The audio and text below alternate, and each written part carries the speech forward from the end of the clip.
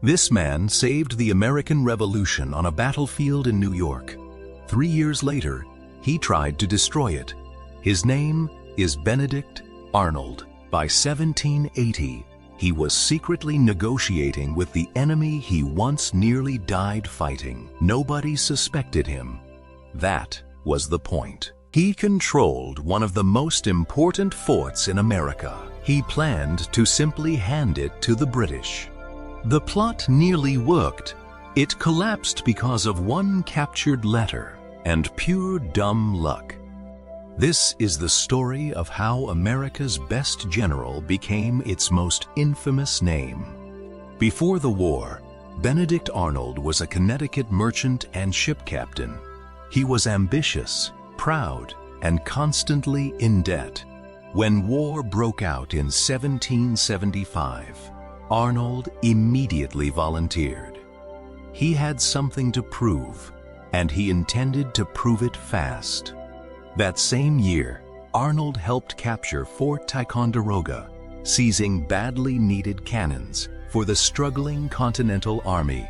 He then led a brutal march through the Maine wilderness toward Quebec, losing hundreds of men to cold, hunger, and disease. The assault on Quebec ultimately failed, and Arnold was badly wounded in the leg. He refused to be carried off the field immediately.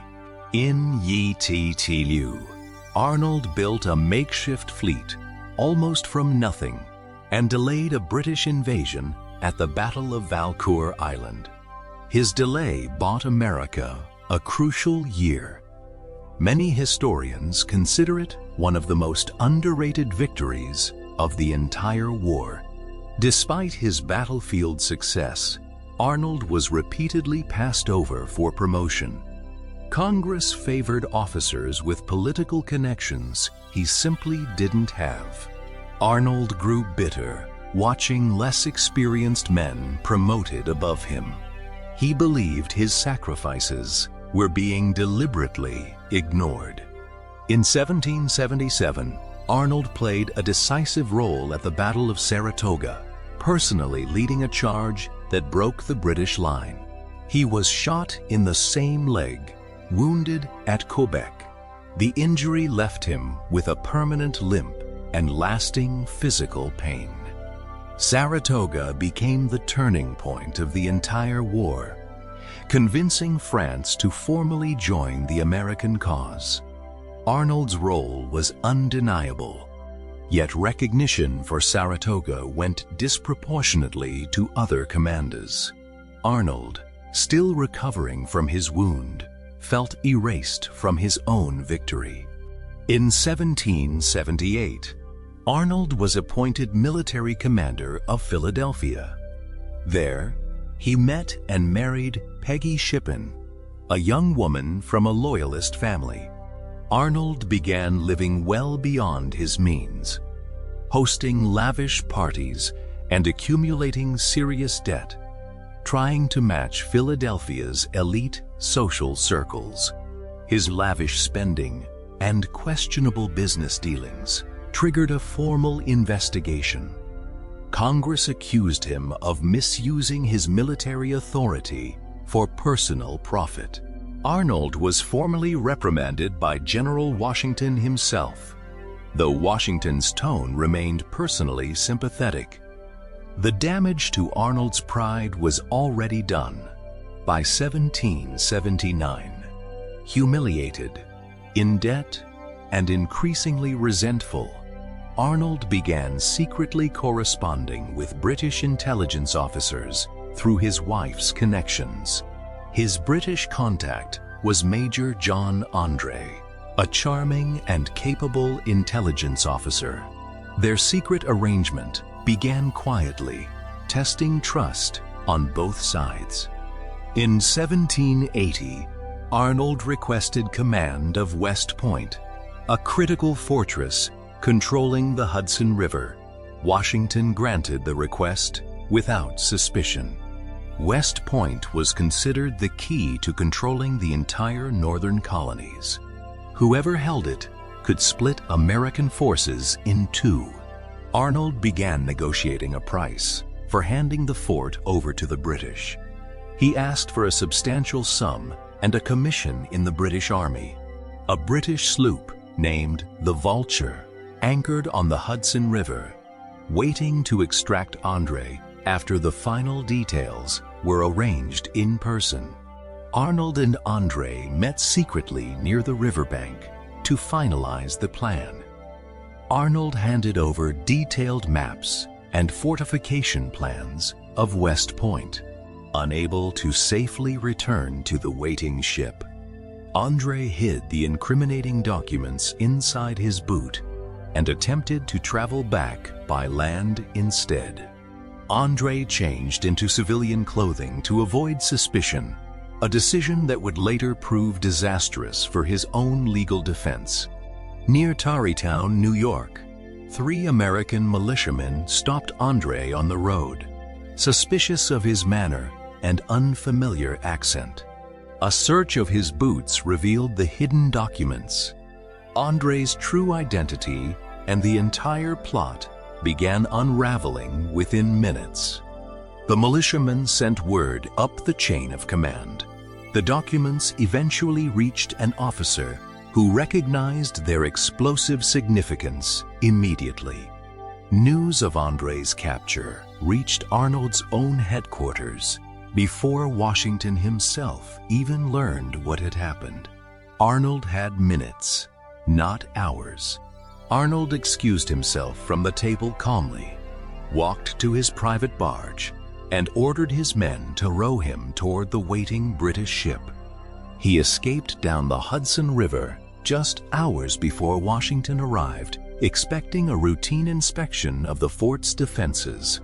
Washington arrived to find Arnold gone and the fortress in disarray. It took time for the full scope of the betrayal to become clear. When the captured papers reached Washington, the truth became undeniable. His most decorated field commander had tried to sell out an entire fortress. West Point's defenses were hastily reinforced. The plot had come within a single day of succeeding completely undetected. Andre was tried as a spy under the laws of war. He conducted himself with such composure that even his captors respected him.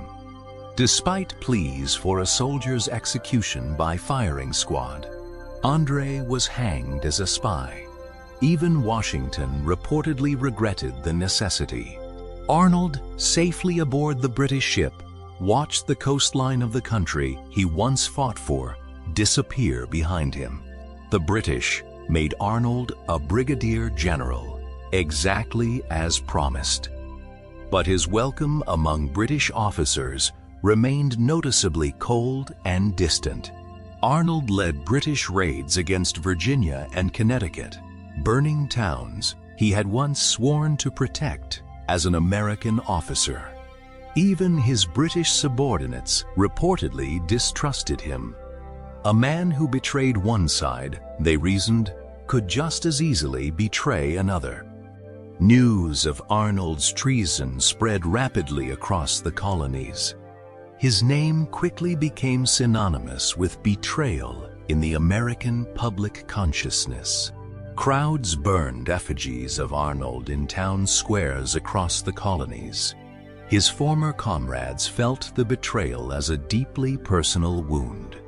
When the war ended in American victory, Arnold and his family relocated to England, permanently unable to return to the country he had served. In London, Arnold found no lasting acceptance either. British society regarded him with suspicion, even as they had benefited from his betrayal. He attempted various business ventures over the following years, few of which succeeded. Financial struggle followed him for the rest of his life. Arnold died in London in 1801, reportedly still wearing his old Continental Army uniform in his final days, according to some historical accounts. He was buried without military honors from either side.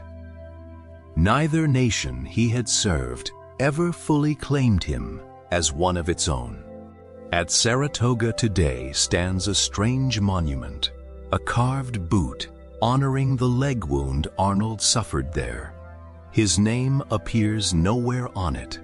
Historians still debate what truly drove Arnold's decision.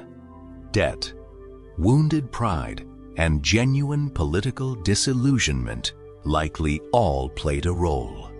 What often gets lost is just how genuinely brilliant Arnold was as a military commander before everything unraveled so completely. Few American traitors are remembered by name centuries later. Arnold's name became so infamous it entered the language itself as a synonym for betrayal. Today, calling someone a Benedict Arnold remains instantly understood across America, more than 2 centuries after the events that created that phrase. His story raises an uncomfortable question that still lingers. How much of a hero's legacy can a single decision permanently erase? Benedict Arnold nearly saved the revolution twice before he tried to end it once. History remembers only the ending. He bled for American independence at Quebec and Saratoga before secretly trying to hand over one of its most important forts. And his name became the permanent word for betrayal in the country he once nearly died for. If this story surprised you the way it surprised us, take a second to hit subscribe, drop a like, and tell us in the comments which other forgotten figure from the Revolution deserves the next deep dive.